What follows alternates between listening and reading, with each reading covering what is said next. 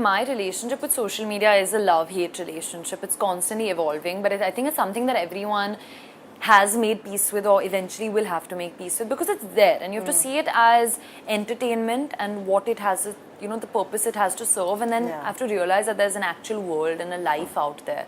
So I really take it as the day comes, like whatever I'm feeling, if I'm feeling like posting suddenly and like talking about everything in my life, but then sometimes I choose to be quiet, and I think everyone has to find their own relationship.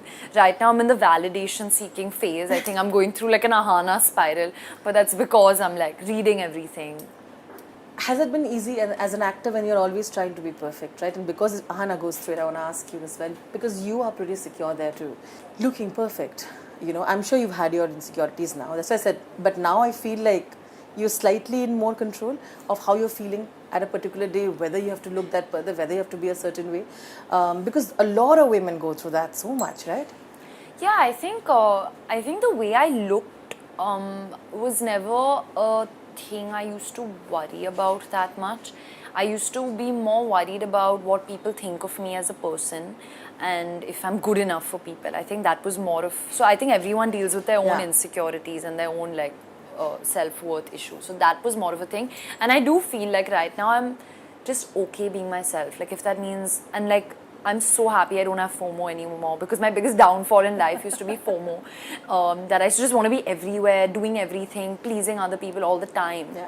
At the cost of my own mental peace. And I think last year and this year is going to be all about JOMO. The joy of missing out. Yes.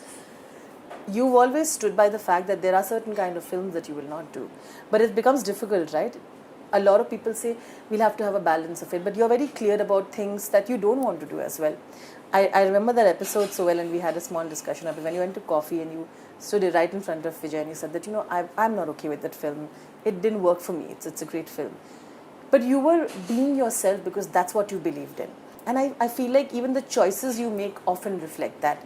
Yeah, I think for me, being a part of a narrative and a story where that I believe in as a human being and as an audience that I'll watch and I'll feel at peace with, I think that's the most important thing, because when a film is being narrated to me or I'm reading a script, I react to it first as an audience and then as an actor. So if things khatko to me, like I really like, and I'm lucky and fortunate enough to be in a position where I can use my voice and I can speak for what I believe in is right or wrong, and that's what I try to do best in how much ever capacity that I can and whatever I can control.